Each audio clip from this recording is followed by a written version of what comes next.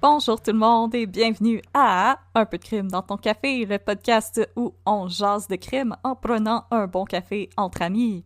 Alors, comme toujours, je serai votre animatrice Audrey et bien entendu, vous l'aurez deviné, je suis avec ma très chère partner Catherine. Comment ça va?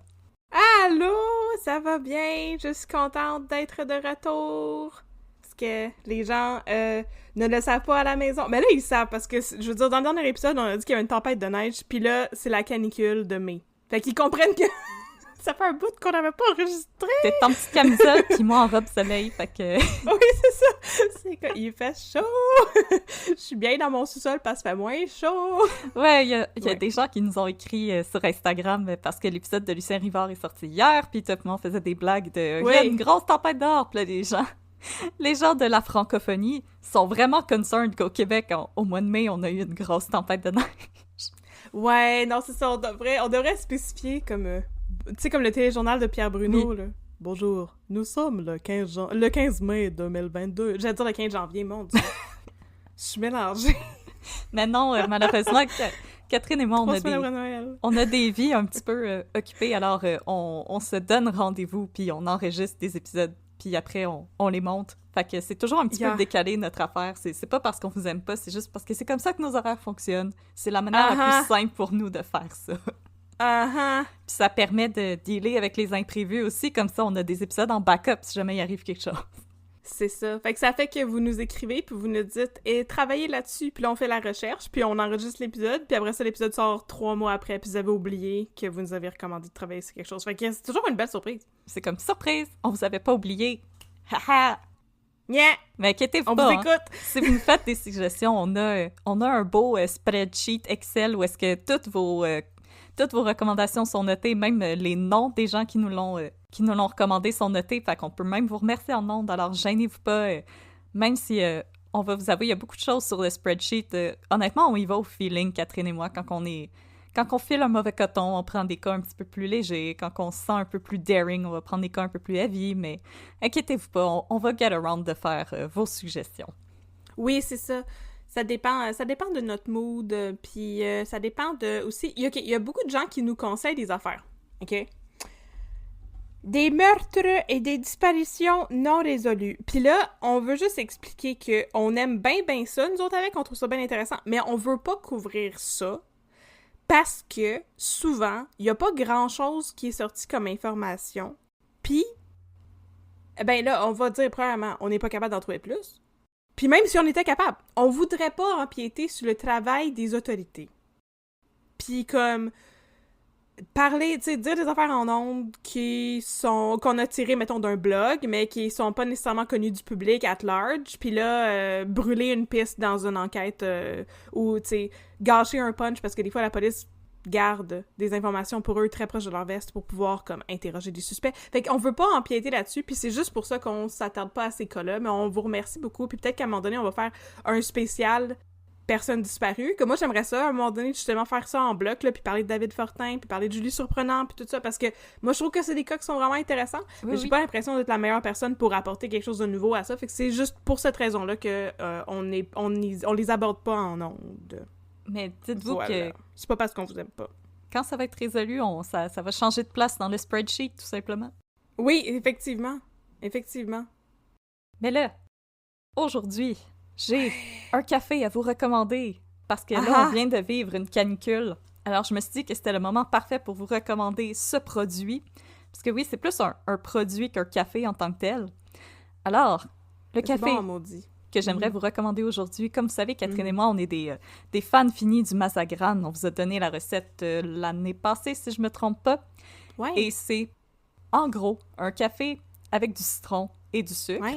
Ouais. C'est super rafraîchissant l'été quand il fait un petit peu trop chaud pour boire un café de manière traditionnelle. Mais maintenant, si ça vous le tente pas d'aller prendre une marche jusque chez Métro pour vous acheter des citrons, parce que, tu sais, avec l'inflation, là, les citrons, c'est rendu cher. Ah! Alors, si ça vous le tente pas de presser des citrons, de vous ramasser avec du jus de citron dans les yeux, ça fait mal, vous pouvez tout simplement vous rendre chez Café Paquebot sur la rue Bélanger à Montréal et vous procurer le Café Limo, qui est un café mélangé avec de la limonade, donc du cold brew mélangé avec de la limonade, et c'est déjà en canette, c'est déjà prêt à être dégusté sur une terrasse, dans un parc, où vous voulez. Je pense c'est aussi disponible si vous voulez commander sur leur site internet, donc le site internet de Paquebot Café. Oui, c'est Mégane qui nous a fait découvrir ce produit-là. Mégane n'est pas là physiquement avec nous aujourd'hui, mais elle est là en esprit et dans nos cœurs. Alors, mais en gros, vous pouvez commander sur Internet. J'ai cru voir sur le site Internet de Paquebot que ça serait bientôt disponible en épicerie aussi, donc gardez les yeux ouverts pour ça. Mais sinon, commandez sur Internet, tout simplement. Ou aller prendre une petite marche chez Paquebot Café. Et encore une fois, c'est Mégane qui nous a fait découvrir ce produit-là. Oui. Mais non, pour vrai, c'est un excellent produit. Ça goûte... si on a des fans du thé glacé Nesté, dites-vous que ça goûte à peu près la même chose, mais avec un goût plus de café. Donc, plus prononcé comme le cold brew. Puis vraiment, c'est super rafraîchissant. On vous le recommande. Alors, c'est le Café Limo par Paquebot Café, disponible en ligne et directement sur place chez Paquebot Café et peut-être bientôt en épicerie. Et gardez les yeux ouverts. Puis là, vous vous demandez probablement, est-ce que la compagnie a écouté notre podcast et s'est inspirée de notre recommandation de Mazagran? Et à ça, je peux répondre, on le sait pas, mais c'est possible. Non, mais je pense qu'on est des influenceuses. Influenceurs du café. Je pense que c'est là qu'on est rendu dans la sphère médiatique. Voilà. Ça y est. Voilà. Ça y est. On est rendu là. On influence les trends de café, là. Nous autres, on vous dit après le cold brew, là. Puis je sais pas qu'est-ce qu'il y a eu après comme mode, après le cold brew. Mais là, maintenant, la nouvelle mode, ça va être le Mazagran Fancy. Limonade café. Fuck you, Arnold Palmer. Tu pourras censurer ça. Mais c'est vrai qu'on est rendu avec plusieurs cafés à Montréal maintenant qui offrent l'option cold brew mélangée avec de la limonade. Bon! Fait que ça va être quoi la prochaine mode de café? On vous le demande, hein? Fait que si vous voulez nous écrire avec des idées, là, peut-être ça va être le café aux œufs, genre dans une couple d'années. Ouais, mais ça va... trucs vietnamiens, là. Ça va plus sortir l'hiver, je pense. Non. Ah oui. Mais là, il y a un trend sur TikTok avec lequel je suis pas d'accord. Les gens qui mettent un shot d'espresso dans un verre de jus d'orange, c'est non. Essayez pas de me convaincre que ça goûte les oranges Terry's, je veux rien savoir, non. Mais y a-tu des trends sur TikTok qui en valent la peine? C'est ça la question que je me pose, je suis sceptique! Je suis sceptique! Ben, il y avait des pâtes au fromage feta et tomates cerises, c'était très bon. Ah oui, quand tout le monde capotait sur faut que tu mettes toutes tes pâtes, toutes tes affaires de pâtes dans un pan, comme ça tu fais juste salir un pan. Puis tu manges des pâtes avec des tomates cerises comme Babine dans District 31. Ah! Mais avec du feta, c'est vrai que c'est meilleur. Mais avec du feta, le added feta. Ok, parfait. On va leur donner le bénéfice du doute. Et là, avant qu'on vous annonce quel crime on va discuter aujourd'hui, Catherine. Comme a brillamment dit Mégane, c'est dans le titre de l'épisode, puis ils le savent. Exactement. Une chance qu'on a Mégane. Pour nous faire réaliser ça après 50 épisodes. Ouais. Les filles, c'est pas une surprise. Mais là, Catherine, tu avais une annonce pour nos auditoristes. Oui. Alors, je vais te donner toute la plateforme et me tasser parce que c'est vraiment une belle annonce. Yeah! Je sais pas comment faire cette annonce. Okay, la raison pour laquelle on n'a pas enregistré depuis le mois de mars, quand il y avait une tempête de neige, c'est que il y a 3 semaines et quelques, j'ai eu un bébé. Donc, je vous avais, chers auditeurs, chères auditrices, caché ma grossesse depuis le début. Parce que j'étais ben stressée. Et je voulais pas jinxer rien. Mais c'est pas de même ça marche. C'est pas parce que tu parles de quelque chose que ça se passe mal, tu sais. Mais j'ai préféré ne pas en parler pour que ça se passe bien. Et tout s'est bien passé. Donc là, ça me confirme qu'il faut jamais que je parle de rien. Puis ça va bien se passer. Et voilà. Non, c'est pas ça du tout que ça me confirme. Mais c'est ça, il y a 3 semaines, j'ai eu un petit bébé. Et c'est ça, je vais en reparler à la fin de cet épisode, de cette belle aventure. Je sais que c'est ça, les filles de Crime de Ben aussi ont eu des enfants cette année, puis c'est ça, moi j'étais pas nécessairement à l'aise de médiatiser ça plus qu'il faut. Mais là maintenant, le petit bébé, il est sorti. Et tout s'est super bien passé, le petit bébé et la maman qui est moi. Nous sommes en santé et nous ne dormons pas beaucoup, mais nous sommes heureux. Ben, le bébé, il dort. Moi, c'est moi qui dors pas. Parce qu'il faut que je me lève pour l'allaiter. Et moi, je peux confirmer que c'est le plus beau des bébés. Il est vraiment cute. Il est vraiment très cute et présentement, son père s'occupe de lui comme un bon parent. Oui. Pendant que moi, j'enregistre cet épisode. Merci, Kevin! Oui, merci beaucoup. Oui, il est très cute. Un jour, il va boire du café. Pour l'instant, il en boit dans mon lait maternel. C'est déjà pas pire! Un jour, un jour.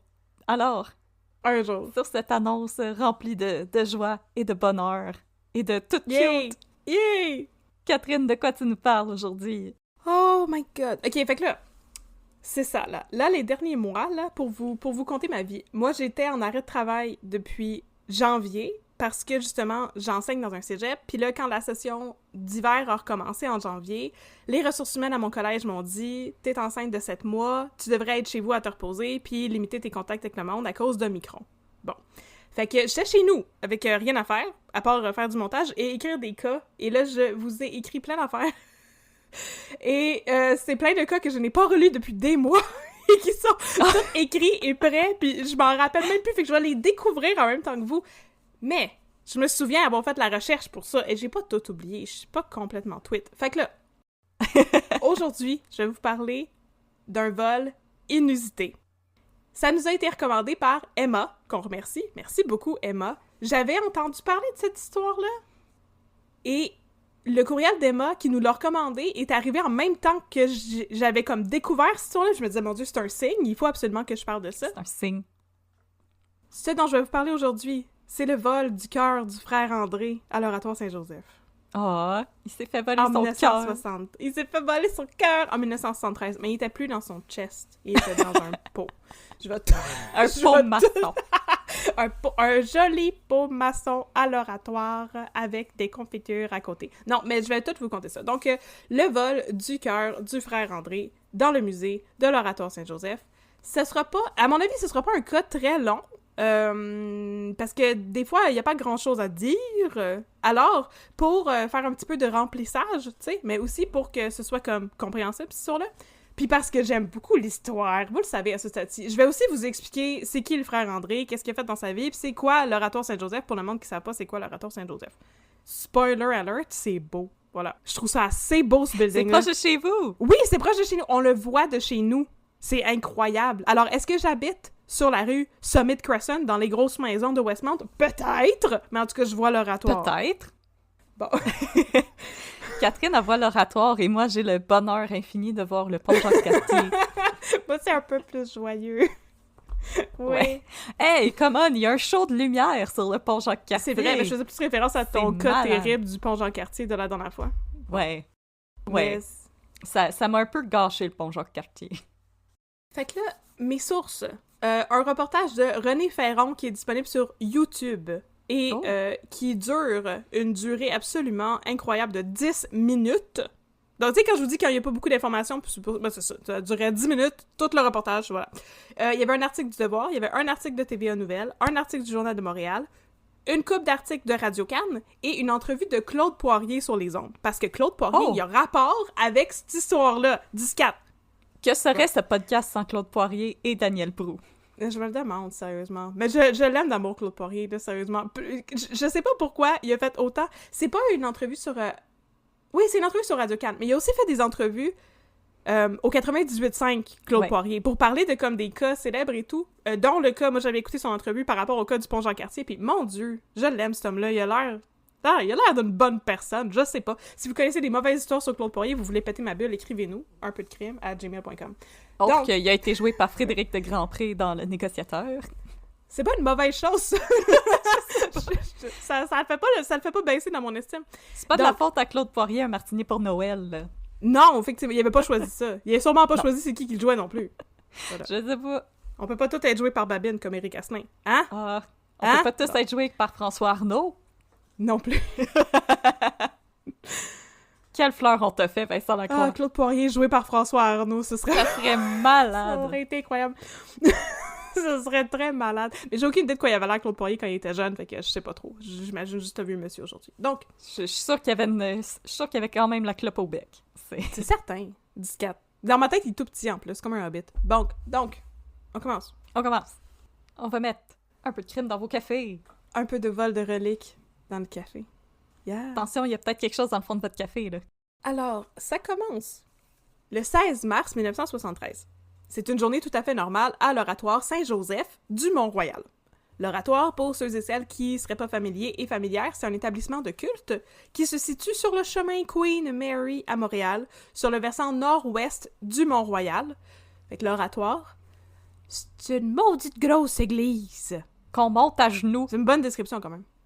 Oui, tu le montes à genoux si t'as des choses à demander au bon Dieu. Sinon, tu peux le monter debout, là.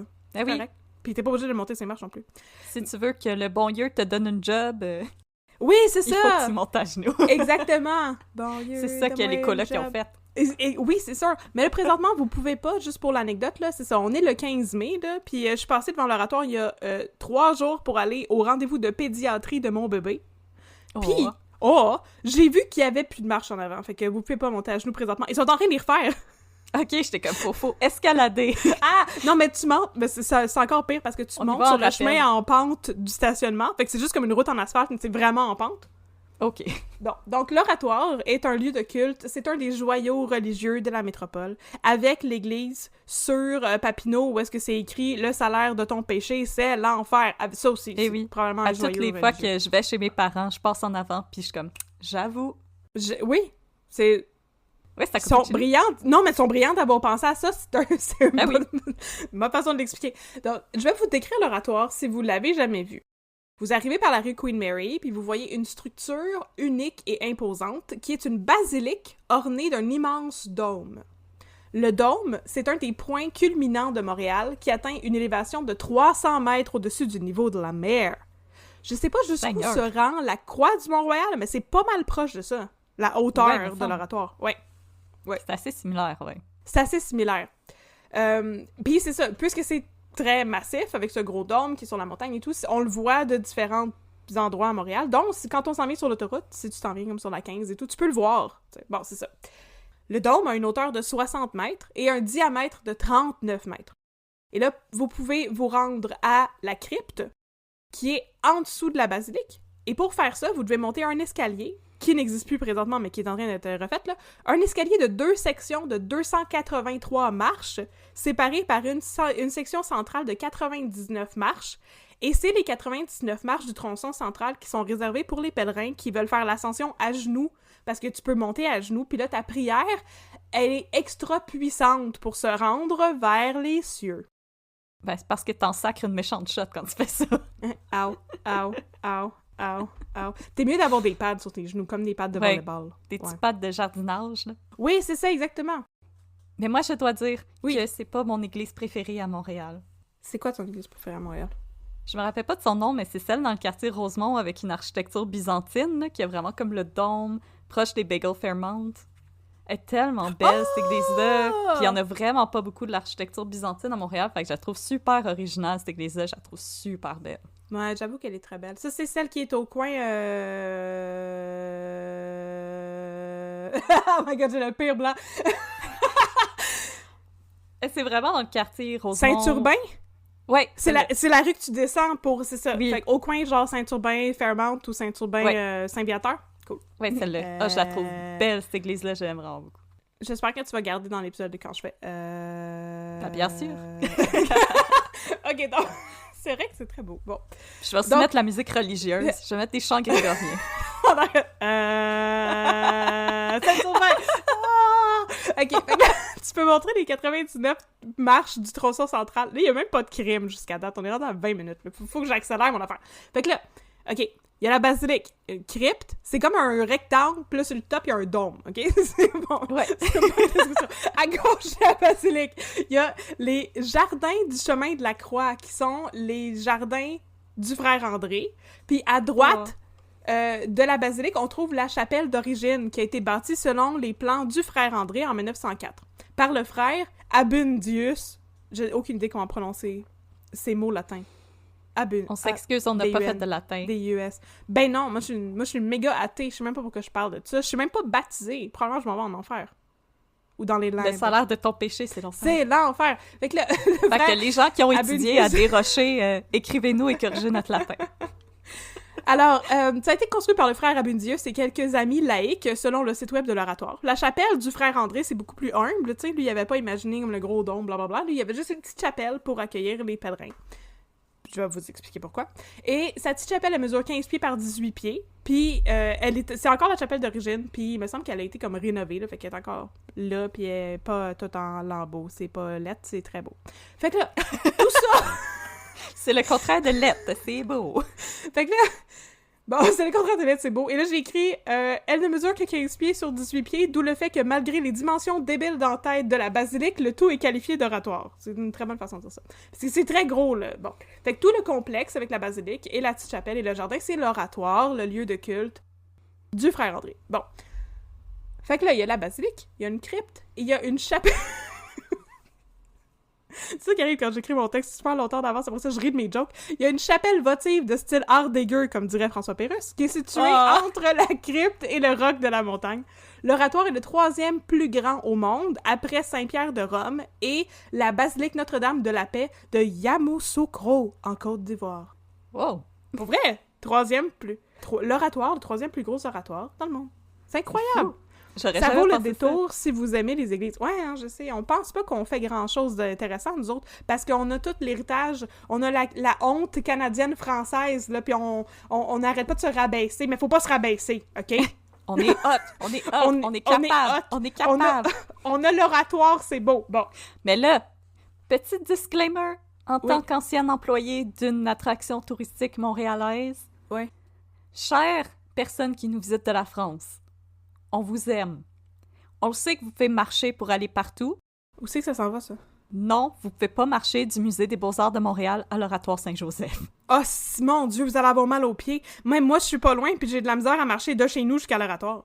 Fait que non, vous allez devoir prendre le métro puis descendre jusque dans NDG. Si ça vous intéresse, tiens, pour le monde, là, si vous voulez aller là, vous allez à la station Snowdon, puis vous prenez un autobus sur Queen Mary, puis il va vous mener direct à l'Oratoire. C'est super facile. Non, vous pouvez pas, en une journée, marcher du Musée des Beaux-Arts au marché Jean Talon pour faire ensuite l'Oratoire Saint-Joseph. Vous pouvez pas faire ça. Désolé. Vous pouvez faire un des deux. Vous pouvez faire un des deux. Oh my God. Mais, si tu pars du marché Jean Talon puis tu marches jusqu'à l'Oratoire, là, chapeau. Chapeau, puis donne-moi ta marque de soulier. Tabarnouche. Oui, effectivement. Alors, maintenant qu'on a expliqué c'est quoi l'Oratoire en long et en large, on va faire un petit portrait du Québec en mars 1973. J'ai fait des recherches. Fait que ce mois-là, c'est ce mois-là qu'est sortie la chanson préférée de mes parents, qui est La Maudite Machine du groupe Octobre. Oh! Mes parents aiment beaucoup Octobre. Chanteur de mes parents. À cette époque-là, on écoutait aussi des succès comme J'ai rencontré l'homme de ma vie de Diane Dufresne. Aujourd'hui, j'ai rencontré l'homme de ma vie. Voilà. Et dans la prison de Londres, voilà, de Louis Forestier. Fait qu'on écoutait ça à la radio. Au cinéma, on pouvait aller voir... Du rock, de la pop et du folklore. Voilà! Et au cinéma, on pouvait aller voir le film Kamouraska du problématique Claude Jutras. J'ai juste... Ça valait la peine de mentionner qu'il était problématique avant que le monde nous dise. Et aussi, Les corps célestes du, je pense, moins problématique Gilles Carle. Ça aussi... Bon, parfait, on va reprendre ça. Les corps célestes du autant problématique Gilles Carle, possiblement. Voilà. Fait que sur la scène politique et judiciaire, on est en plein dans les audiences de la commission d'enquête sur le crime organisé, qui était la proto-commission Charbonneau. Et là, dans 2 mois à peine, Jean-Pierre Charbonneau, journaliste du Devoir et spécialisé dans le crime organisé, va être victime d'une tentative de meurtre dont je vais sûrement vous parler dans un autre épisode, parce que lui, il était le proto-Michel Auger. Ah, moi, j'allais dire le proto-Stéphane Pouliot. Aussi, les 2 références sont bonnes. Tout. Et là, en juillet de la même année, notre ami Jacques Rose, le frère de Paul, a été reconnu coupable de complicité dans l'enlèvement de Pierre Laporte. Hey, il s'en passait des affaires. Fait que là, c'est le petit portrait de la société. De la société. Et là, le 16 mars, sera constaté le vol de la relique de l'Oratoire Saint-Joseph du Mont-Royal, le cœur du frère André. Le cœur du frère André était conservé dans un bocal rempli de formol dans le musée de l'Oratoire. Bien sûr, tu mets du formol là-dedans, sinon, en tout cas, c'est... Bon. Faut le conserver. Bon. Fait que l'archevêché de Montréal, en conservant ainsi le cœur du fondateur de l'Oratoire comme relique, après la mort du frère André, s'est inscrit dans la tradition européenne de garder des cœurs de rois et d'hommes de Dieu. Fait que les autres sont bien gros là-dessus. De garder des petits bouts. À ce moment-là, le frère était mort depuis longtemps. Il était mort depuis 1937. Et depuis 1937, le cœur était conservé dans le musée de l'Oratoire et les pèlerins pouvaient venir se recueillir devant celui-ci. Tout le monde pensait que le cœur était en sécurité parce que, tu sais, qui voudrait voler une affaire de même? Pas moi. Du monde. Let me tell you. Du monde. Je t'écoute. On sait pas qui, mais on sait que 3 cambrioleurs se sont infiltrés dans le musée de l'Oratoire le 15 mars pendant la nuit, donc la veille pendant la nuit, pour subtiliser le cœur. Et selon le père Bernard Lafrenière de l'Oratoire, ça prenait des gens d'expérience pour faire ça, parce que les voleurs sont entrés rapidement dans le musée et se sont dirigés directement vers le cœur, comme s'ils savaient ce qu'ils venaient chercher et où ça se trouvait. Mais là, ce bout-là, il est facile, mais je veux dire, tu vas... Tu suis les petites plaquettes au musée. Ouais, non, ce bout-là, il est pas trop dur.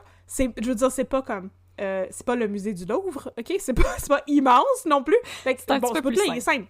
Vous êtes peut-être pas convaincu que c'est des gens d'expérience, mais peut-être que le prochain détail va vous convaincre. Ils ont travaillé dans un silence quasi religieux. Ha! Pour vrai, ils ont travaillé tellement... En même temps, je veux dire, ferme ta gueule. Ben, je sais, mais je veux dire, ils ont fait ça tellement discrètement que les bedeaux qui résidaient dans le presbytère juste à côté ont rien entendu. Tu sais, aucune porte qui s'ouvre, aucune grille qui grince. Et finalement, dans le musée... Ils étaient des voleurs respectueux. Ils étaient vraiment... Tu sais, il y avait des petits pancartes sur le mur qui disaient « Veuillez garder le silence, no loitering ». Puis là, ils ont arrêté le flanage et... C'est ça. Et dans le musée, c'est l'indice le plus damnant d'à quel point c'était des hommes d'expérience, ils ont ouvert la porte de métal et la grille de fer qui protégeait le cœur sans forcer aucun verrou. Parce qu'il y avait des verrous. Il y avait 5 serrures qu'il fallait ouvrir pour se rendre jusqu'au cœur, mais il n'y en a aucune là-dedans qui a été forcée. Comme quoi, soit ils sont vraiment bons à faire du lockpicking. Ah, ils avaient la clé! Soit il y avait des doubles de clés. On le sait pas! Oh my god! Mais c'est ça, 5 serrures différentes. Porte de l'édifice, 1. 2 portes de métal, 2, 3, devant la relique, et 3 serrures de la grille de métal. Ça fait 6 ça en plus, ça fait même pas 5. Fait qu'il y avait toutes ces serrures-là à ouvrir. Ceci n'est pas un podcast de mathématiques. Non! Peut-être que les 2 portes de métal avaient juste une serrure. Ok, en tout cas, fait qu'ils ont ouvert toutes ces serrures-là sans alerter personne, ok? Fait que même pas de cling-clang-cling, ils ont même pas échappé leur trousseau de clés s'il y en avait un. Mais, bon, après ça, ils ont utilisé un pied de biche pour déloger le bocal contenant le cœur, ce que j'aurais pas fait de peur de casser le bocal. C'est pas l'objet le plus délicat, là. Non, c'est ça, ça montre à quel point ils étaient adroits. Et là, avant de quitter, ils ont nettoyé la scène de crime, ils ont refermé les portes, ils ont laissé aucune empreinte, ils ont tout nettoyé pour vrai. Il y a personne qui les a vus. Il y avait rien pour les tracer. Mystère et boule de gomme. Ok, mais c'est parce que, à date, pour avoir travaillé au Musée des Beaux-Arts, ils sonnent comme des visiteurs exemplaires, sauf pour le vol. Sauf pour le fait d'avoir volé un organe, qui est quand même dégueulasse. Honnêtement, ils sont restés silencieux, ils sont restés propres. Mm-hmm. Ils ont fait le ménage avant de partir. Ben oui, 100%. Alors, qui est donc le frère André? Et pourquoi que son cœur était que exposé dans un musée que les gens voulaient aller voler ça? Bon. Ma grand-mère, elle trippait beaucoup sur le frère André, fait que je trouve ça le fun de pouvoir vous parler un petit peu de sa vie. Elle était fan! Oui, elle était fan, et elle était née juste 5 ans avant que le frère André il meure. Fait que c'est quand même le fun. Elle était comme fan posthume du frère André, parce que lui est mort en 37 puis elle était née en 32. Et là, c'est ça, elle trippait beaucoup sur le frère André, comme beaucoup de Québécois et Québécoises, on s'entend. Le frère André, il est né Alfred Bessette, fait que pas André pantoute, le 9 août 1845 à Mont-Saint-Grégoire, qui s'appelait alors Saint-Grégoire-le-Grand. Yay! Ah, et là, dès son enfance, Alfred, il est souvent qualifié de frêle et maladif. Oh. Ah, un petit chétif. Il est donc tout désigné pour devenir un saint et soigner du monde, n'est-ce pas? Exactement. Merveilleux. Et là, il entre au noviciat du Collège Notre-Dame à l'âge de 25 ans, mais sa réputation dans le milieu ecclésiastique à ce moment-là, malgré son jeune âge de 25 ans, est déjà très belle. En effet, dans le mois précédant son arrivée au Collège Notre-Dame, le curé provençal a écrit au maître des novices une lettre de recommandation resplendissante à l'égard d'Alfred, le qualifiant déjà de saint Il a la réputation d'être un homme de bon cœur, dévoué et généreux. Oh. Et là, quand il entre en communauté, quand il entre au noviciat du Collège Notre-Dame, Alfred adopte le nom de frère André, qu'il va conserver jusqu'à sa mort. Le noviciat du frère va durer plus longtemps que prévu en raison de sa santé fragile, mais aussi de son éducation très restreinte. Il était apparemment presque illettré, ce qui est très peu commun dans le milieu religieux. Ouais, il me semble d'habitude, quand tu rentrais, t'avais fait ton cours classique. Absolument. Mais, bon, lui savait à peine lire et écrire. C'était un vrai underdog, là. Je Oui. l'aime, là. Il y avait le vrai calling de Dieu, et puis il était pas empêtré dans des niaiseries comme l'alphabet, tu sais. Fait que là, alors, puisqu'il Il est... est trop pour ça. Puisqu'il est quasi illettré, tu sais, ben il y a plein de jobs qu'il peut pas faire, bien sûr, au Collège Notre-Dame une fois qu'il finit son noviciat. Fait que là, on lui confie la tâche ben importante d'être le portier du Collège Notre-Dame, ce que le frère va faire jusqu'en 1909. Fait qu'il a fait ça de 1870 à 1909, ça fait beaucoup d'années à tenir une porte, ça, là. Bon. T'envoies du monde passer, là. Fait qu'à travers Par là, tout par ça... là. Par là. À travers tout ça, le frère André va se bâtir une réputation de guérisseur. D'où, justement, sa notoriété d'aujourd'hui. Fait que ça commence en 1877, année à laquelle le frère André va soigner la blessure à la jambe d'un autre frère, le frère Aldéric, dans sa propre congrégation. Il va ensuite soigner un élève du Collège Notre-Dame qui était fiévreux et alité depuis un certain moment, puis après le traitement du frère André, l'élève est apparemment allé jouer dehors en pleine forme. Wow! C'est un miracle! C'est un miracle! Oui! Et là, les miracles du frère André vont ensuite se propager comme sa réputation de thaumaturge. Wow! Et à un moment donné, la direction du collège commence à s'inquiéter de la quantité de gens qui viennent au collège pour voir le frère André à cause de ça. Parce que là, ça génère beaucoup de foot traffic dans les environs du collège Notre-Dame. C'est la frère André Mania! C'est la frère André Mania. Tout le monde veut aller se faire soigner par lui. Et certaines personnes pensent que le frère, il est tellement hype que ça se peut pas que ce soit vrai, puis c'est probablement un charlatan. Et là, le collège... Overrated. La congrégation du collège demande au frère André de ne plus recevoir de gens, de visiteurs, dans le collège. T'as plus d'amis. Non, c'est ça. T'as le droit d'ouvrir la porte, mais pas pour tout le monde qui vient se faire soigner par toi. Fait que là, le frère André, n'écoutant que son courage et sa grande générosité, décide qu'il va continuer à soigner du monde. Mais là, puisqu'il n'a pas le droit de les faire entrer dans le collège, il va les soigner à l'arrêt du tramway en face du collège, sur le bord du chemin Queen Mary. Mais c'est donc bien parfait. Tu te fais soigner avant d'aller travailler. Ben, c'est ça. Fait que là, il les amène... tu sais, il va les retrouver, les malades, à l'arrêt du tramway. Là, il les soigne avec ses prières. Je sais pas comment il faisait ça. Puis ensuite, il les amène prier encore devant la statue de Saint-Joseph, qui est sur le flanc du Mont-Royal, non loin du collège. D'où le nom de l'oratoire Saint-Joseph. Vous avez compris, hein? Et cette statue a également déjà été volée. Pour vrai, je savais pas. Oui, je vais peut-être vous en parler un jour. Yes, sir! Fait que là, c'est en flanc de la montagne où il y a la statue de Saint-Joseph que le frère André rêve d'ériger sa propre chapelle. Parce que ça va être plus pratique que de recevoir le monde dans l'arrêt de tramway, on s'entend. Oui, c'est un peu sale. C'est un peu dégueu, puis il y a du monde qui pue, c'est certain. Fait que c'est pas simple, de toute manière, de convaincre la direction du collège ou même la congrégation de la pertinence d'ériger une chapelle. Gang de non-believers. Ils sont juste jaloux. C'est juste des haters, c'est juste des séraphins. Ils sont peut-être cheap, puis ils voulaient pas dépenser. Gang de Vincent Leclerc. Bon. Maudite gang de Vincent Leclerc. Fait que là, il va y avoir des négociations, back and forth, et là, éventuellement, le projet va être approuvé à condition que ni le collège, ni la congrégation n'aient à débourser pour faire construire la chapelle. C'est vraiment des Vincent Leclerc. C'est ça. No hate sur Vincent Leclerc. On le sait que Vincent Leclerc, c'est pas Séraphin pour vrai. Nous autres, on n'est pas, justement, dans le temps que la première série jouait puis que les gens voyaient le comédien qui jouait Séraphin puis étaient comme « Hey, laisse Donaldo tranquille! » On n'est pas comme ça. Nous autres, on sait que c'est pas vrai. Fait que le frère André va donc partir un GoFundMe, Old Timey GoFundMe. Non, mais il va faire une collecte de fonds et grâce à ça, ben justement... Il va laver des autos en bikini. Oh, yes! Ce serait... c'est un bikini modeste. C'est une belle image, j'aime ça. Ben moi, juste laver des autos en soutane, je trouverais ça le fun. Mais c'est probablement pas ça qui se passait parce que la chapelle originale a été inaugurée en 1904. Il n'y avait pas vraiment de char à cette époque-là. Il va laver des calèches en soutane. Nice! Il va brosser des chevaux en soutane. Fait que là...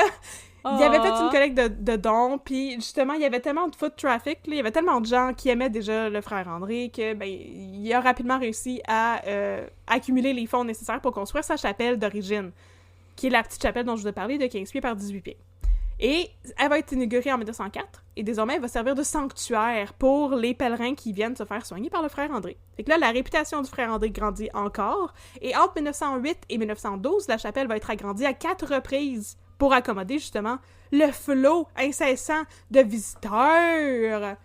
Et là, ça n'arrête plus. Et là, en 1913, sous la pression du public et avec l'encouragement du Monseigneur Bruchesi, l'archevêque de Montréal, on n'y est plus, la construction du... C'est pas lui qui a fait bannir plein de livres. Possiblement, mais il a aussi approuvé la construction de la basilique de l'Oratoire. Moi, je suis pas vendue. Bon. En tout cas, c'est ça qu'il a fait aussi. Je savais pas qu'il avait banni des livres. En tout cas, bon, il a fait cette bonne chose-là, OK? Bon.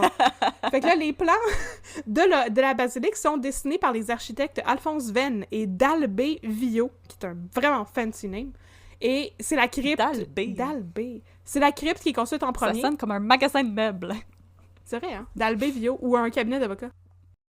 C'est la crypte qui est construite en premier, parce que bien sûr, tu fais pas construire quelque chose pour ensuite construire un sous-sol en dessous, fait que donc tu construis la crypte, bien sûr, puis après ça, ils vont construire la basilique par-dessus. Fait que la crypte... faut que ce soit stable. La crypte est achevée en 1917, et ensuite, on amorce la construction de la basilique, qui ne sera pas encore achevée au décès du frère André, en 1900... Là, j'ai écrit 1936. Il est décédé en 1937. Je l'ai écrit la ligne d'après, fait que j'ai 2 dates de décès. Bon, elle n'était pas encore achevée. Et la basilique était construite, mais il restait ajouté le dôme sur le top, ce qui n'est pas un détail négligeable, considérant ses dimensions débiles.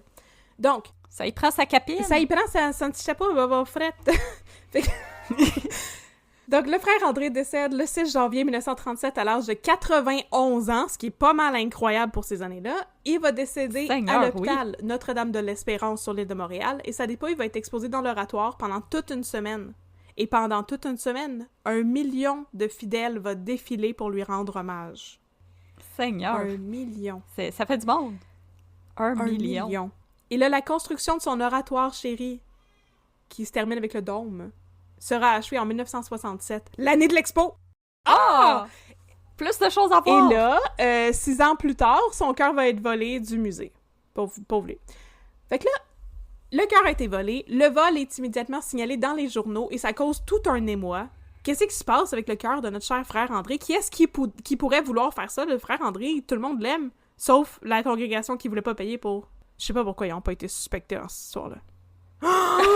J'ai juste réalisé ça. Donc, qui est-ce qui pourrait vouloir faire ça à cet homme-là, qui est un saint... qui était pas encore un saint à cette époque-là, il me semble. Mais en tout cas, en l'absence d'empreintes sur la scène de crime et en l'absence de témoins, la police n'en a pas gros à se mettre tout là-dedans. Et c'est alors que, le 17 mars, soit le lendemain du vol, un homme qui refuse de s'identifier téléphone au journaliste Jacques Beauchamp du Journal de Montréal et il demande une rançon de 50 000 $ pour assurer le retour de la relique. 50 000 à l'époque, c'est beaucoup, me semble. C'est pas mal beaucoup d'argent. Mais surtout, la police était comme, on n'a rien, on ne peut pas régler ce cas. Et là, le lendemain, il y a comme un des voleurs qui communique avec un journaliste. En tout cas, ça tombait très bien. Fait que là, tout ce que Beauchamp a pu déceler au téléphone, c'est que le voleur était, entre guillemets, québécois. Non, mais il n'y avait pas d'accent, ni rien qui permettrait de l'identifier. Ben basic. Mais ça veut... Je sais pas pourquoi il a dit que ça voulait dire qu'il était un Québécois, parce que je veux dire, s'il venait de la Beauce ou du Lac-Saint-Jean, il y avait un accent, fait que, en tout cas, fait qu'il y avait pas d'accent. En effet, il y a plusieurs accents au Québec. Là. Il y en a beaucoup.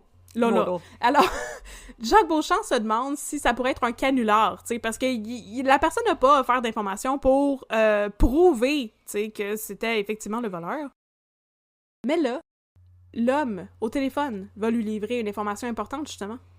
Il précise qu'il a laissé dans une voiture un colis qui prouve sans l'ombre d'un doute qu'il s'agit bien là d'un des voleurs du cœur. Alors... Puro Later, à votre service. Non, il a laissé ça dans un char, en quelque part. Où est-ce qu'il envoie le journaliste chercher le colis dans ce char? Ce qui me semble être une affaire dangereuse. Mais le journaliste a fait ça quand même. Donc, le journaliste, il a mandaté, en fait, une autre journaliste qui s'appelait Denise Montez et un photographe, André Viau, pour aller récupérer le colis parce qu'il a décidé de pas y aller lui-même, je sais pas pourquoi.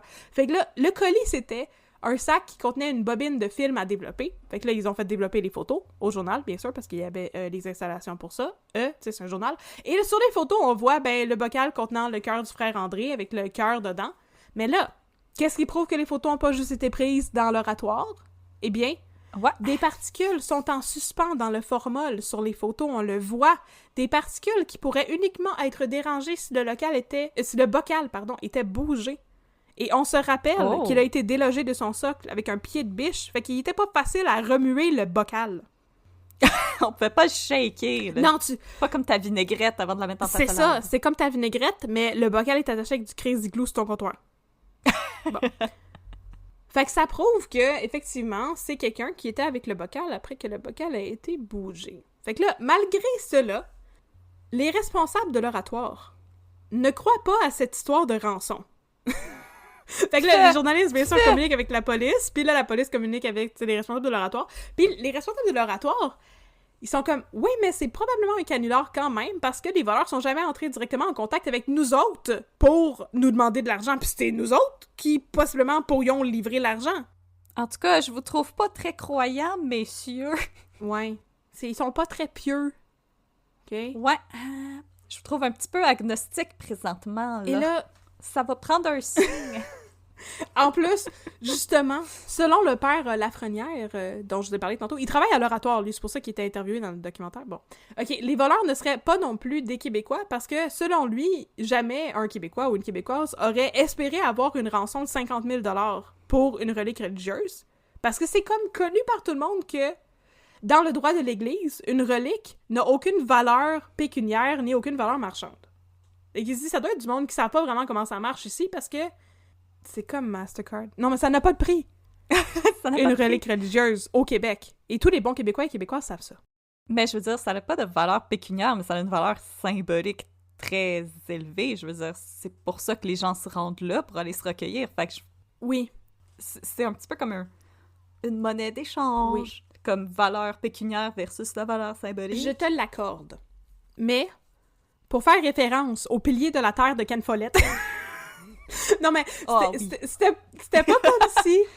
OK, le frère Lafrenière a dit que ça n'a pas justement de valeur pécuniaire ni de valeur marchande, dans le sens où il y a personne dans la congrégation qui aurait été prêt à payer pour avoir le cœur du frère André. C'était pas comme si l'oratoire était plus un lieu saint parce que la relique était plus là. Okay? C'était pas comme dans les piliers de la terre, là, quand ils perdent le crâne de je sais pas qui dans un incendie, là. Fait que là, faut qu'il aille trouver un autre crâne pour mettre à la place, pour faire semblant que c'est le crâne du frère Patantagos. C'est pas ça. Le lieu va pas perdre son statut ni ses visiteurs, puis anyway, c'est pas une place qui est là pour faire de l'argent. Là, c'est des choses bien controversées qu'on dit. Là, anyway, t'es-tu étonné qu'ils veulent pas payer la rançon quand ils voulaient même pas payer pour que frère André fasse sa petite chapelle? C'est une gang de Vincent avec là. C'est une gang de maudits cheap. Une gang de ça leur tentait là. pas de payer pour ça. Fait qu'ils ont dit, ben de toute manière, regarde, les gens qui ont communiqué avec les journalistes, c'est probablement juste un canular, puis c'est pour le show, puis faire parler d'eux, mais c'est sûrement pas vrai, parce qu'ils devraient savoir que ça a pas de valeur, cette affaire-là. Bon. Il y a des choses qui ne s'achètent pas, et pour le reste, il y a Mastercard. Cela étant dit, il existe moult théories sur qui aurait pu commettre ce crime. D'abord, selon les responsables de l'oratoire, les coupables les plus plausibles seraient... Ils ont dit que c'était pas des Québécois, on se rappelle. Selon eux, les coupables les plus plausibles seraient des Américains de confession protestante! Non! C'est pas des protestants! Alors, il y aurait des Américains qui seraient venus plusieurs mois auparavant pour visiter l'oratoire.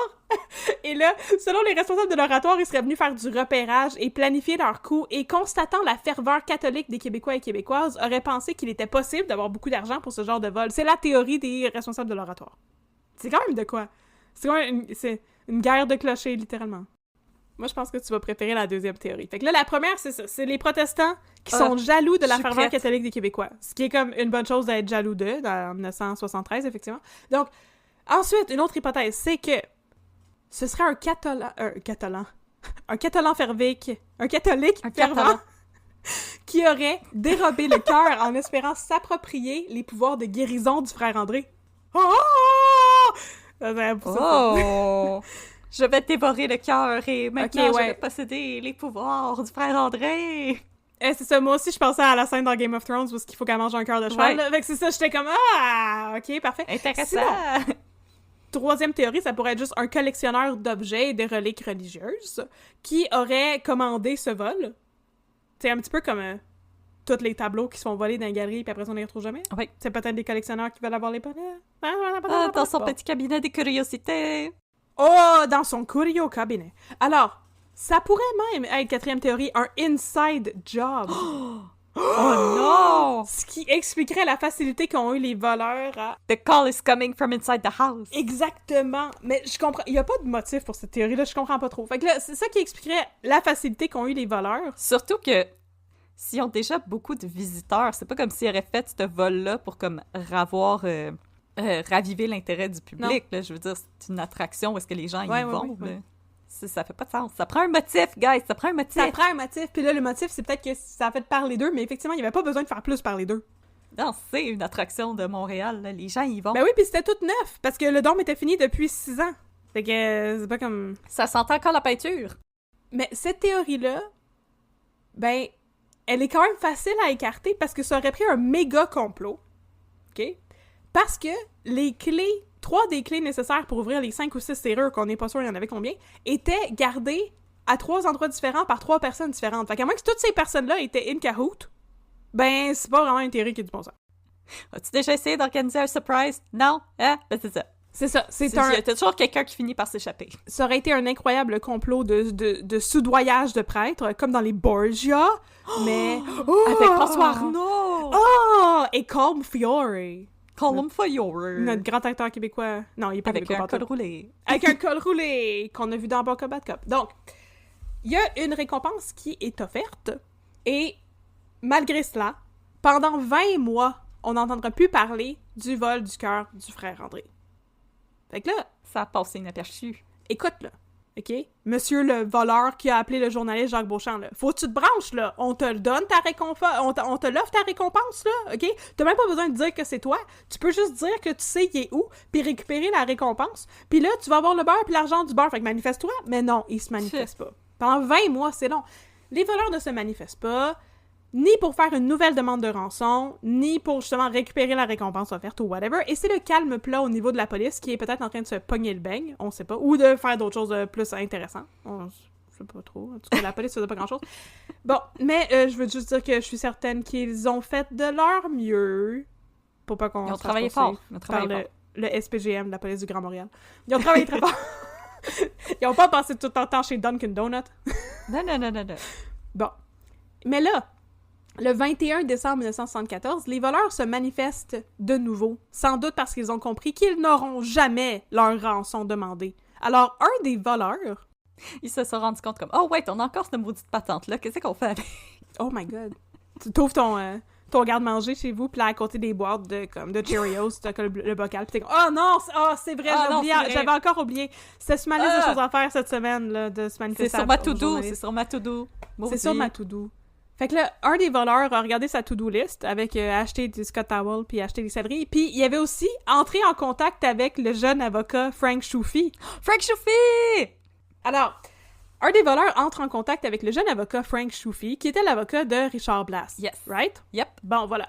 Et de plein d'autres affaires. Je vais vous parler un peu de Frank Choufi. Et qui a l'air d'Elvis dans une chapelle à Las Vegas. Oui! Absolument. OK, j'ai comme une petite insulte par rapport à ça... plus tard dans mon texte. Vous allez voir ça. Donc, il entre en contact avec le jeune avocat Frank Choufi de manière anonyme pour dire qu'il est prêt à restituer le cœur. Fait que là, ça répond pas. Va te leur donner, ça prend de la place dans le garde-manger. Fait que je pense qu'il a appelé puis il a laissé un message pour Frank Choufi pour dire qu'il voulait comme parler avec lui pour que Choufi l'aide à négocier la restitution du cœur. Mais ça n'a pas répondu. Fait que là... Il est un petit peu occupé avec Richard Blass. C'est ça. Fait que là, le voleur a appelé Claude Poirier, parce qu'il savait que Claude Poirier et Frank Choufi se connaissaient. Puis là, il a expliqué qu'il veut absolument parler à Frank Choufi, mais là, Choufi, il l'a pas encore rappelé, fait qu'il donne à Poirier 2 heures pour entrer en contact avec l'avocat et le rappeler. Let's go, le négociateur. Non, ouais, négocier! Ou en fait, pour entrer en contact avec l'avocat, puis attendre en stand-by, parce qu'ils n'ont pas de numéro pour le contacter, parce que ce serait con que tu donnes ton numéro de téléphone quand t'es un voleur. Fait que le voleur dit « Je vais rappeler dans 2 heures. Entre-temps, il faut absolument que tu réussisses à parler à Frank Choufi, puis me faire parler à Frank Choufi. » Bon. Fait que là, Claude Poirier réussit à rejoindre l'avocat. Et selon Claude Poirier, l'avocat a enfilé sa perruque et s'est rendu au bureau du dimanche matin, ça s'appelait comme ça, le journal où travaillait Claude Poirier. Ouais, c'est ça la petite bitcherie. Fait que Claude Poirier était comme, ouais, il a mis sa perruque puis il s'est rendu au bureau du dimanche matin pour attendre l'appel du voleur. Fait que là, si le voleur veut parler à Claude Poirier, c'est apparemment parce qu'il dit qu'il le connaît. On s'est déjà croisés Ça se peut, parce que Claude Poirier il dit qu'il a jamais été en mesure de percer le mystère et de comprendre c'était qui le voleur du cœur. Le voleur, il disait qu'il se connaissait. Fait que Claude Poirier, il a pas reconnu la voix. Oui, on est des grands chums. Il était peut-être des grands chums, mais il s'en rappelait plus. C'est comme les chums que tu croises, là, puis tu te rappelles pas c'est quoi son nom, puis t'essaies de forcer la personne à dire son propre nom, là. C'est ça. Ah! Comment ça va, toi? Parle-moi de ce que c'est d'être Toi! Parle-moi de ton nom. Aimes-tu ton nom? Ouais, si tu pouvais comme faire genre un anagramme avec ton prénom, ce serait quoi? Tu sais, bon, voilà. Fait que là, s'il veut parler à Claude Poirier, c'est parce qu'il le connaît. Et si le voleur veut parler à Frank Choufi, c'est parce qu'il veut se négocier une sentence réduite ou un deal avec les autorités quant à d'autres accusations qui pesaient contre lui. Oh! Fait qu'on sait pas ce qu'il avait fait d'autre, possiblement d'autres vols, mais il a dit, tu sais, moi je veux parler à Frank Choufi parce que je veux que Choufi, il puisse me négocier une sentence réduite pour l'autre affaire, puis en échange, je vais vous redonner le cœur et peut-être avoir l'immunité, quelque chose de même. Claude Poirier a dit au Journal de Montréal que le voleur disait qu'il avait des causes pendantes devant les tribunaux et qu'il pouvait donner des informations au sujet du cœur du frère André en échange. C'était son bargaining chip. Fait que là, cette dernière information, cela dit, a été difficile à confirmer parce que Frank Choufi, il est mort. Dans des circonstances étranges. Oui, exactement. Il est mort depuis 1985. Avant ça, il n'avait jamais révélé à quiconque qui était le voleur du cœur du frère André. C'est un secret. C'est un secret. Apparemment, il était la seule personne qui était au courant de cette information-là et il a été assassiné en 1985. Son assassinat n'a jamais été élucidé et certainement qu'on va pouvoir couvrir ça à un moment donné. Ben, j'avais commencé des recherches, mais c'était pas très concluant. Non, c'est ça, parce que j'imagine que c'est aussi quelque chose sur lequel il n'y a pas trop d'informations. Ben, je pense que c'est le crime organisé. Ça se peut, hein? C'est comme... Je pense que c'est un assassinat commandé. C'est qui le journaliste syndicaliste blabla aux États-Unis? Jimmy Hoffa? Jimmy Hoffa. Ouais, c'est ça, c'est un peu comme Jimmy Hoffa. Bon, donc, le voleur a fini par rappeler et discuter avec Chauffé en lui expliquant justement l'histoire de la sentence réduite, et il a indiqué aux criminalistes et au journaliste Claude Poirier qu'il ne devait pas contacter la police. Ça leur convient bien. Claude Poirier dit en entrevue qu'il n'a jamais mangé dans la main de la police de toute manière. Oh, quelle belle façon de le dire, Claude! Oh là là là là! Fait qu'il était comme, ouais, nous autres, ça ne dérangeait pas de garder ça pour nous. Fait que là, l'homme a rappelé une autre fois et il a livré à Poirier et à Choufi l'emplacement de la relique. Les hommes se sont mis en route et se sont rendus à l'endroit indiqué par l'appel anonyme. Et là, c'est pas clair c'est où, parce que les sources ne s'entendent pas. Là, j'avais peu de sources, là, je vous l'ai dit, mais j'ai entendu plein d'affaires contradictoires. Ça pouvait être dans le sud de la ville de Montréal, dans le nord de la ville de Montréal, et dans un cabanon ou dans un sous-sol. C'est toute la même affaire, ça se ressemble. Un cabanon dans un sous-sol. Un cabanon dans un sous-sol, probablement dans le sud-nord de la ville de Montréal. Dans le sud du nord. Fait que là, peu importe où c'était, c'est là, dans un casier, à l'intérieur d'un sac poubelle, que se trouve le bocal. Yay! Le bocal, il est intact. Yay! Il manque un peu de formol dedans parce que la cire qui scellait le couvercle est abîmée. Je pensais que quelqu'un a pris une glue. Glue. Non, c'est pas pour ça. Mais sinon, la relique est en parfait état. Le cœur est encore là, le formol est encore là, tout est bien conservé, le pot est correct. Fait que là, Poirier et Choufi vont livrer le cœur au service de police de Montréal. Et celui-ci va rapidement se pointer sur les lieux pour faire le forensique, mais aucun indice ne sera découvert, ni dans la résidence / le cabanon du sud ou du nord de Montréal, où la relique était conservée. C'était vraiment des bons voleurs. C'était vraiment des très bons voleurs, puis il n'y a aucun indice qui sera décelé sur le bocal lui-même non plus. Fait qu'il a toujours été manipulé avec des gants, possiblement, ou nettoyé pour enlever les traces. C'est vraiment des professionnels. C'est le groupe Calinette. Oui, pour un travail sans retouche. Et là, malheureusement, on est rendu à la conclusion, parce que, on a retrouvé le cœur, mais on n'a jamais trouvé qui avait volé le cœur. Donc, en décembre 1974, c'est là que le cœur a été retrouvé par Claude Poirier et Frank Choufi. Le cœur est restitué à l'oratoire, qui va s'occuper de le faire authentifier. Oh! Et là, comment tu fais pour authentifier ça, un cœur? Non, mais... Prends une liche. Moi, j'étais comme, wesh! Puis là, je me disais, mon Dieu, qu'est-ce qu'ils ont fait? Y avait-tu des trucs d'ADN pour... Non, c'est pas ça. Il y avait des sceaux de l'archevêché de Montréal sur le bocal. Les sceaux ont pas été brisés. On sait que c'est encore le cœur du frère André qui est dedans. C'était bien plus simple que ça. C'était vraiment simple. Fait que c'est le même cœur. L'oratoire a ordonné à la police de mettre fin à son enquête et a retiré sa plainte pour vol. Peut-être avec l'intervention de ce cher Frank Choufi. Ben voyons donc. Ah ouais, ça les intéressait plus. Peut-être que c'était réglé, merci, bye. Ben peut-être que c'était tout un inside job, sérieusement. Pour faire jaser de l'oratoire. Parce que, c'est ça, mais dans tous les cas, il était pas badré de ça. Il était pas badré de donner une rançon non plus, ni une récompense. Les gens de l'oratoire, là, ils s'en sacraient comme l'an 40. Puis, bon, ils ont retiré leur plainte. L'enquête a été fermée. Et plus de 40 ans plus tard, là, on est là, le vol... En fait, on est comme 50 ans plus tard. 1973, incroyable! Le temps passe! Le vol n'a jamais été élucidé. Dans un article de TVA Nouvelles, on nommait le voleur comme étant un certain Robert Bob F. Mais c'est la seule fois où j'ai vu ce nom-là. Robert Bob! Robert Bob F. Point. Ben voyons donc! Fait que TVA Nouvelles disait que le voleur était Robert Bob F, mais j'ai jamais vu ça ailleurs. TVA Nouvelles, qu'est-ce que vous nous cachez? Je pense pas que c'est vrai, cette information-là, j'y crois pas pantoute! Révèle tes sources, TVA Nouvelles! Fait que, est-ce que le cœur avait été volé par Robert Bob F? On le sait pas, et c'est ainsi que se termine l'histoire du vol du cœur du frère André. Ben voyons! Merci beaucoup, Emma, on espère que t'as apprécié, et que si tu sais l'identité du voleur et que tu penses que c'est Robert Bob F, tu nous écriras pour nous le dire. Et si vous connaissez Robert Bob F, dites-nous-le, écrivez-nous! Mais c'est même pas Bob, entre guillemets, c'est comme s'il s'appelait Robert, tu sais, c'est pas comme son surnom, c'est Robert Bob F. C'est un maudit beau nom, Robert, me semble. Robert Bob. Give me all de Robert. Bob. Bob. Moi, c'est Catherine Bob. 4, c'est ça. Bob F. Bob F. Fait que lui, il avait volé le cœur du frère André. On dirait une joke dans une gag exprès de chez vous. C'est Robert Bob F. Donc, c'est ça. C'est ainsi que se termine l'histoire du vol du cœur du frère André, qui n'a jamais été élucidé, mais justement, on vous en parle parce que l'enquête est fermée au service de police du Grand Montréal avec Babine depuis 50 ans, fait que... C'est réglé, écœurez pas Babine avec ça. Non, même si vous avez des informations là-dessus, je pense même pas que la police voudrait y recevoir. Je pense que même l'oratoire, ils vont juste dire comme « Non, va des rétros Satanas. Va monter les escaliers à genoux. » Santana. Puis ils partent un CD de Santana. Smooth. J'étais en train de me dire « Ah ouais, c'était bon ça, cet album-là, Supernatural de Santana. » Ok, parfait. Un grand succès. Sûrement que les gens sont vraiment pas d'accord. C'est vraiment past le prime de Carlos Santana. Je pense que les gens sont vraiment pas d'accord avec nous autres là-dessus.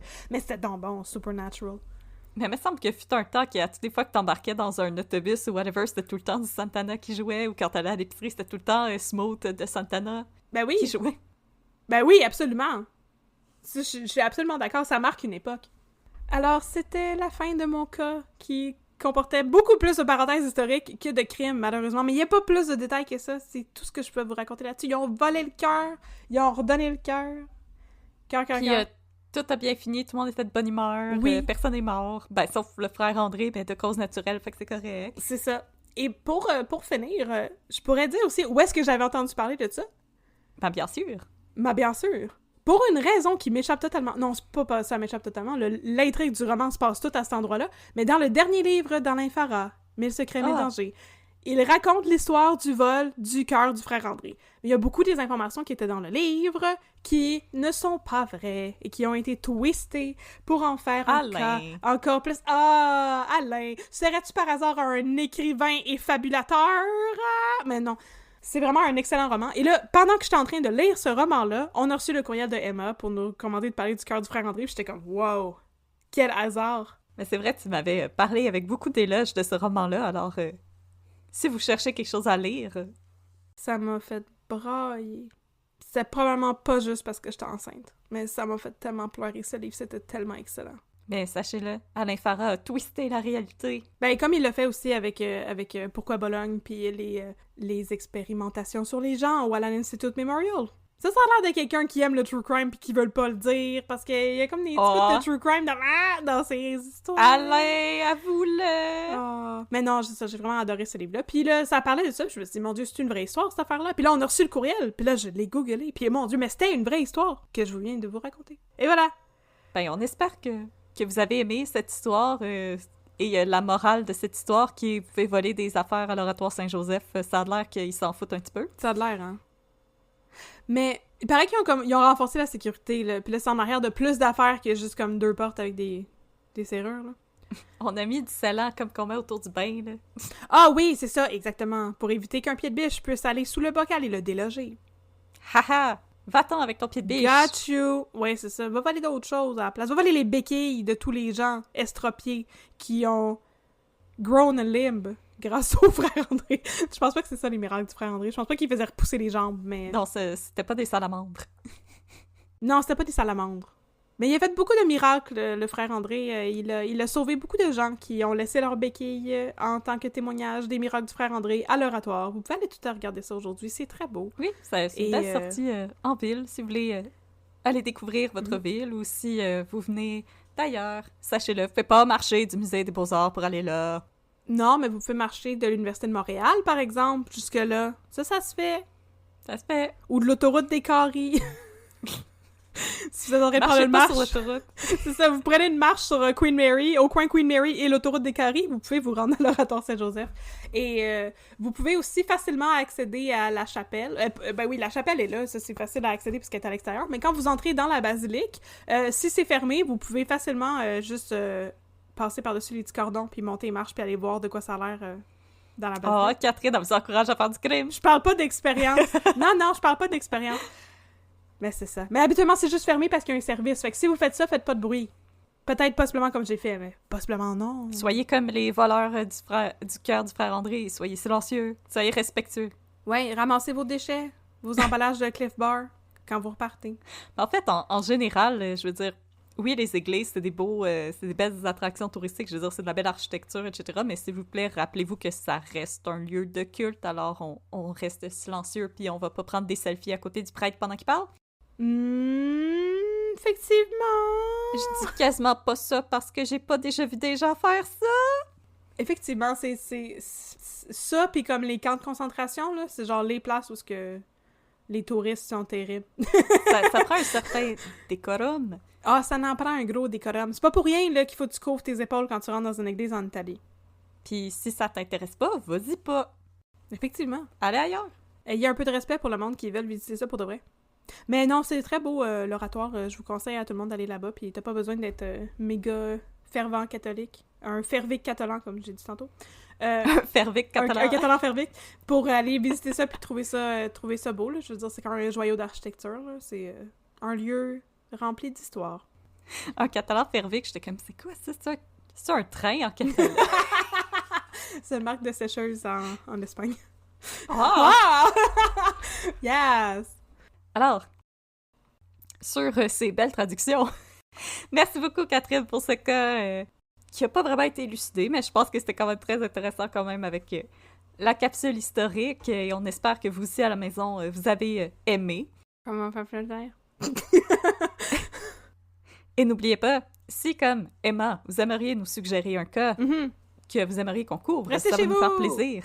Non, c'est une joke, restez pas chez vous. Écrivez-nous. En fait, vous pouvez rester chez vous et nous écrire. Ouais, les deux sont très compatibles. Vous pouvez aussi nous écrire on the go, mais s'il vous plaît, pas en plein milieu du trottoir et vous empêcher les gens de marcher en arrière de vous. Oh my god. Oh my god! OK.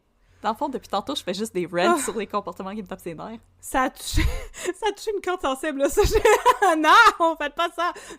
Tassez-vous sur le côté. Rentrez dans l'entrée à quelqu'un pour écrire votre message texte. Ou sélectionnez votre prochain podcast sur Spotify que vous écoutez. Mais pour vrai, moi, je fais tout le temps ça. Là, quand j'ai besoin de regarder mon téléphone, quand je marche, je me mets littéralement sur l'accotement du trottoir.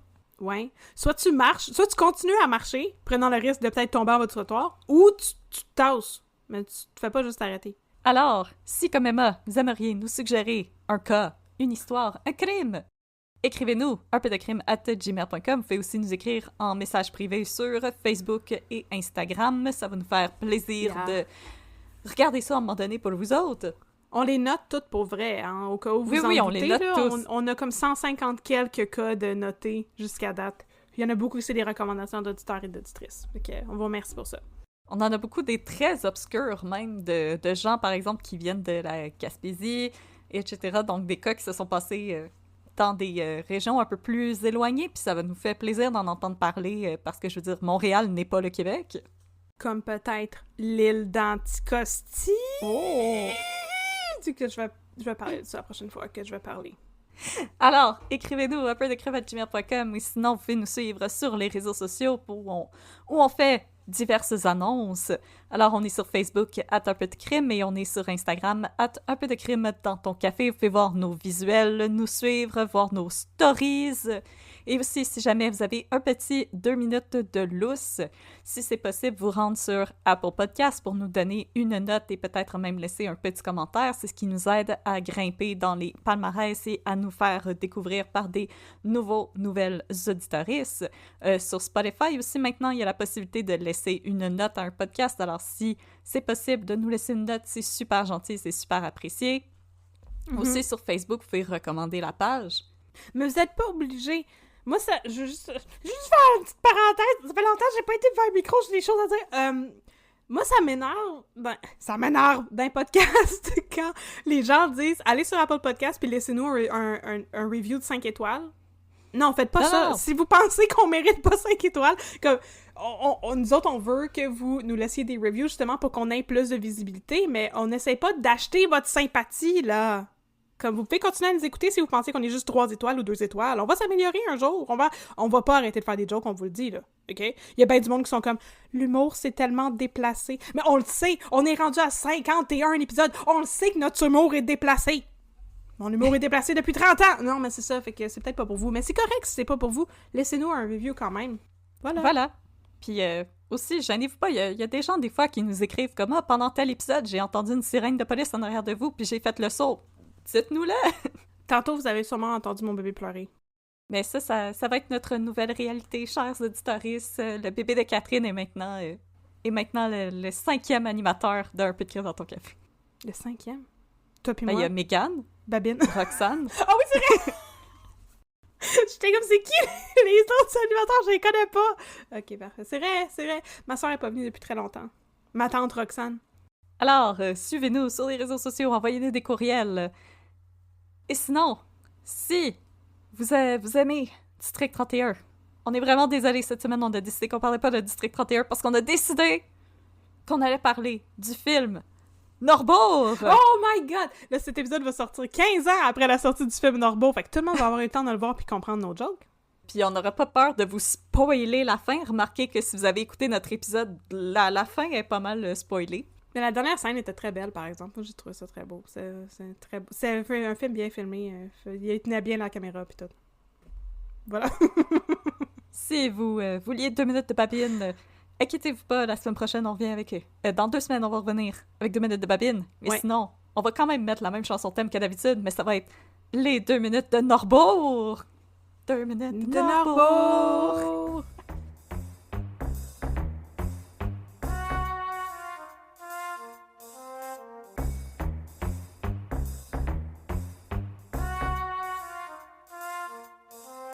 Ok, fait que là, on est allé voir Norbourg, le film. Le film.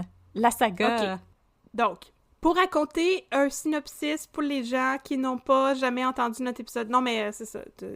Norbourg était une firme de placement mobilier. Non, juste une firme de placement. Pourquoi ils sont pas mobiliers, eux autres?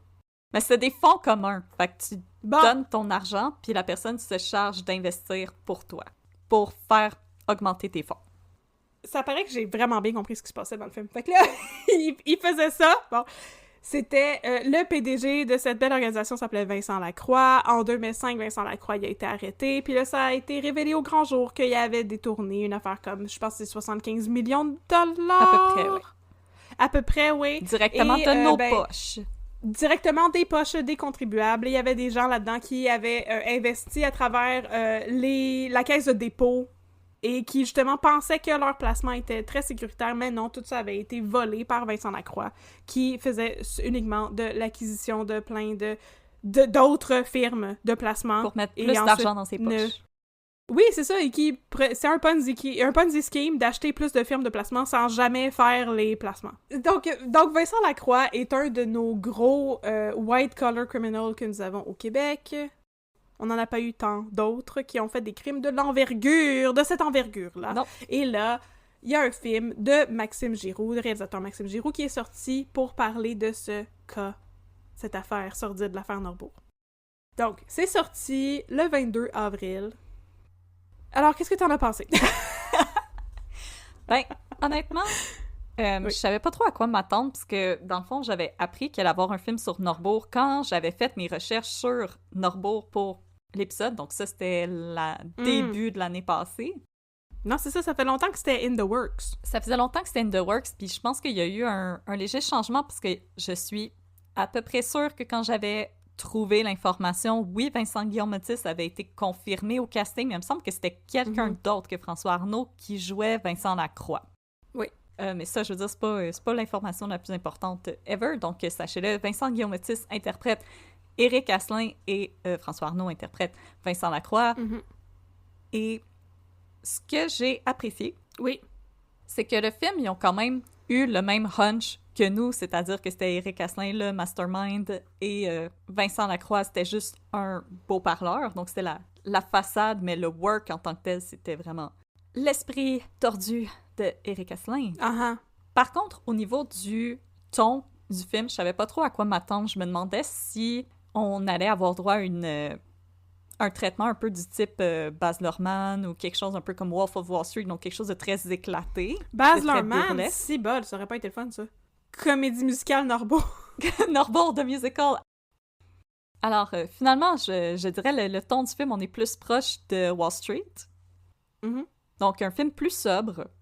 Et on va vous le dire tout de suite, c'est un slow burner, donc ça commence assez lentement. Mm-hmm. Et dans le fond, rapidement, on a des beaux montages de Excel, et j'ai jamais vu autant de montages de Excel de toute ma vie. C'est ça, j'allais dire. Si vous aimez regarder des spreadsheets de Excel et des chiffres défiler à l'écran, vous allez bien aimer ça. Vous allez être comblé. J'avais hâte de voir si on allait garder, selon moi, ce qui était les plus marquants quand j'avais fait mes recherches. Donc, la fois que la CVMQ était rentrée dans les bureaux de Norbourg, puis que dans le fond, Éric Asselin faisait juste courir de la salle de réunion au bureau de l'informaticien pour produire des faux documents. Mm-hmm. Et oui, ça a été conservé. Donc, je salue ce choix. Ben oui, puis leur pauvre informaticien travaillait dans un garde-robe. Ouais. Puis, en tout cas, moi, je trouvais que c'était bien injuste pour quelqu'un qui fait une job aussi importante de falsifier autant de documents. C'est pas le film le plus exhilarating que vous allez voir. Je pense que ça reste quand même un film très intéressant. Mm-hmm. Puis, je vais vous avouer, par contre, si j'avais pas fait les recherches Norbourg avant d'y aller, j'aurais eu un petit peu de la misère à comprendre.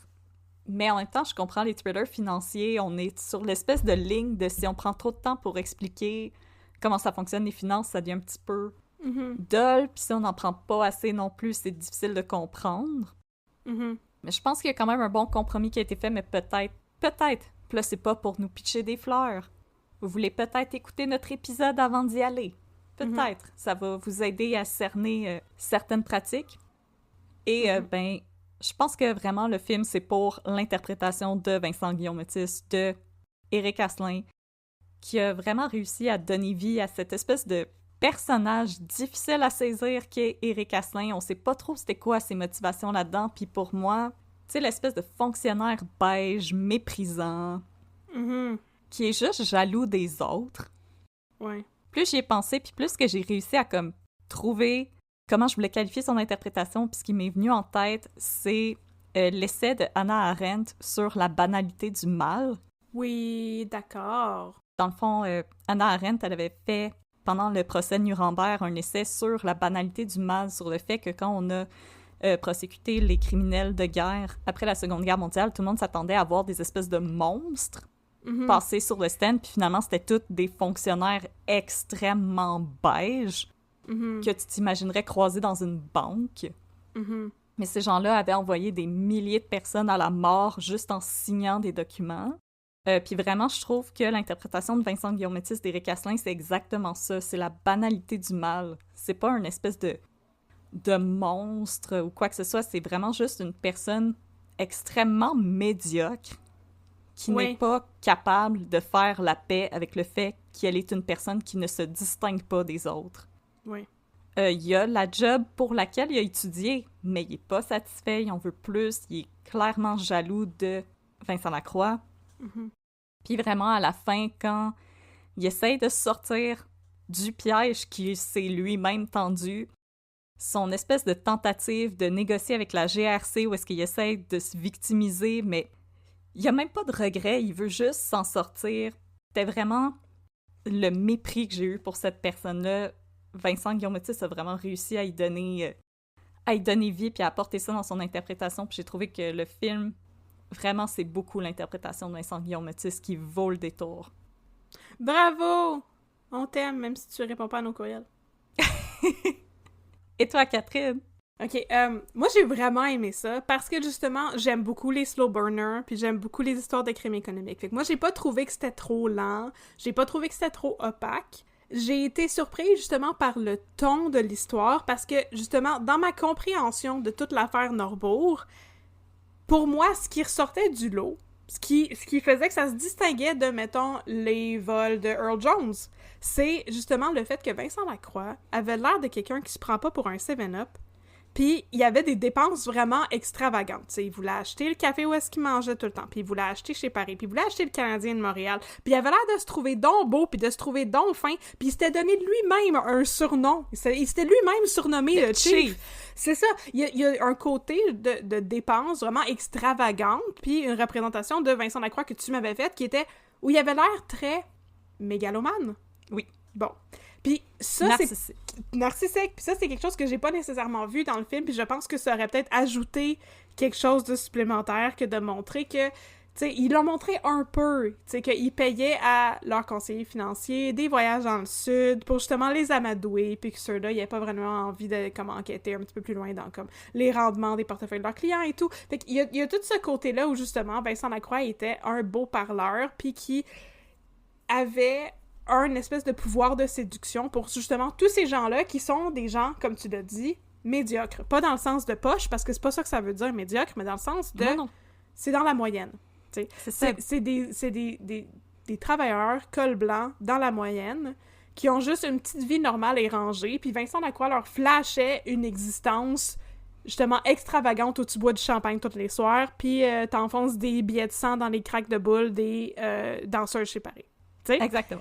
Fait qu'il y avait tout ce côté extravagant-là que je trouvais que le film avait un petit peu éclipsé au profit de, justement, Éric Asselin qui bad-trippait sa vie pendant tout le film au complet. D'abord parce qu'il détestait son existence, puis après ça parce qu'il réalisait que, mon Dieu, tu sais, la chaleur était en train de monter vraiment vite, puis il savait pas comment se retirer de la situation, là. Fait que j'ai vraiment aimé ça. Félicitations à... Pas félicitations, mais tu sais, la musique était faite par Philippe Brault. La musique était vraiment bonne.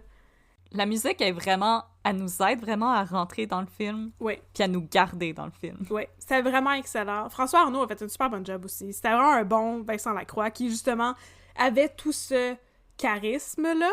Encore plus de charisme que Vincent Lacroix parce que c'est François Arnault. Mais j'ai quand même aimé... Tu sais, on a... T'as dit que le film il avait éclipsé un peu ce côté-là extravagant de Vincent Lacroix, mais il y a quand même le côté très condescendant et méprisant de Vincent Lacroix, de comme quand Éric Asselin essaye d'y faire comprendre que l'eau est chaude, son côté est très au-dessus de ses affaires, puis il refuse de voir la réalité en pleine face. Oui. Effectivement, mais tu sais, il y avait juste comme une scène et demie de danseuse chez Paris, puis je m'attendais à ce que ce soit ça, mur à mur, là. C'était pour ça, en fait, que je m'attendais à un traitement un peu à la Baz Luhrmann. Pas pour que ce soit un musical, mais plus pour que ce soit comme extravagant avec justement des danseuses, puis beaucoup de richesse. Oui, beaucoup d'opulence. Oui, c'est le mot que je cherchais. Effectivement. Mais non, au contraire, c'était très, très, très sérieux, puis je suis sûre qu'il y a beaucoup de gens qui vont apprécier ça, justement, puis que l'histoire va être d'autant plus compelling parce que ça a été traité avec tout le sérieux que nous ne possédons point. Pour le dire de même. Si vous voulez l'histoire de Norbourg avec une twist un peu plus humoristique, on a servi la marchandise. On est là pour vous! Donc oui, c'est ça, j'ai vraiment aimé ça.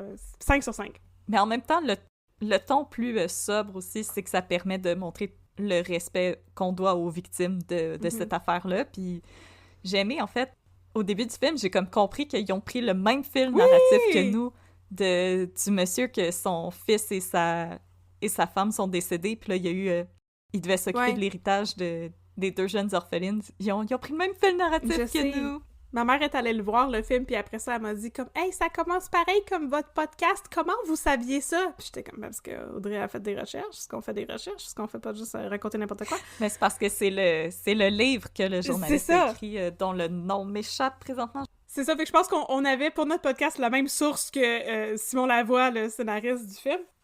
Moi, je dirais que mon coup de cœur du film, il y a une scène vraiment incroyable où est-ce que Vincent Lacroix et Éric Asselin jouent au golf.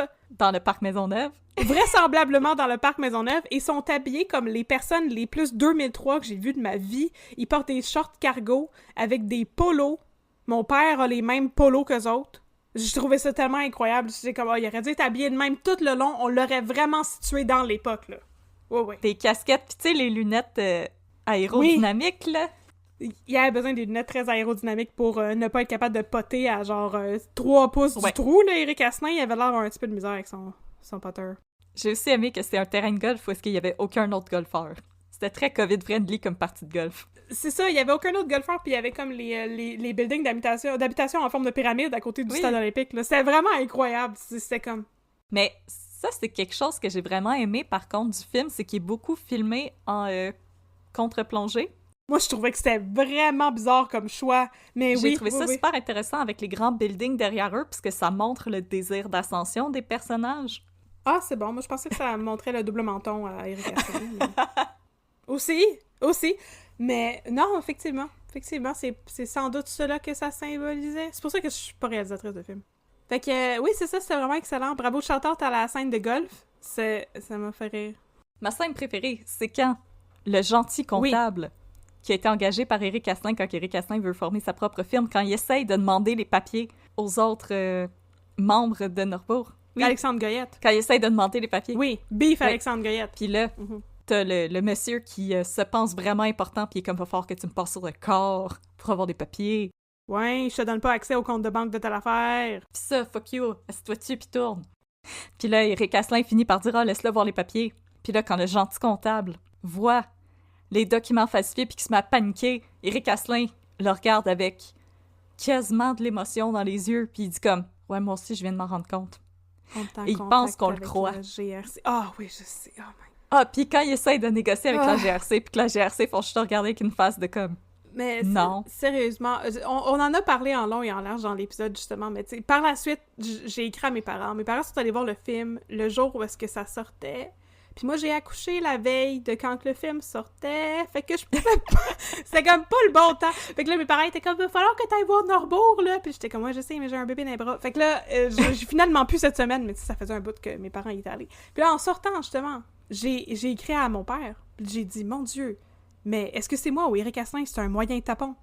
Puis là, mon père, il m'a appelé, puis il était comme, pourquoi tu dis qu'Éric Asselin, c'est un tapon? Puis j'ai dit, parce qu'il essaie tellement, justement, Il essaie tellement de faire pitié.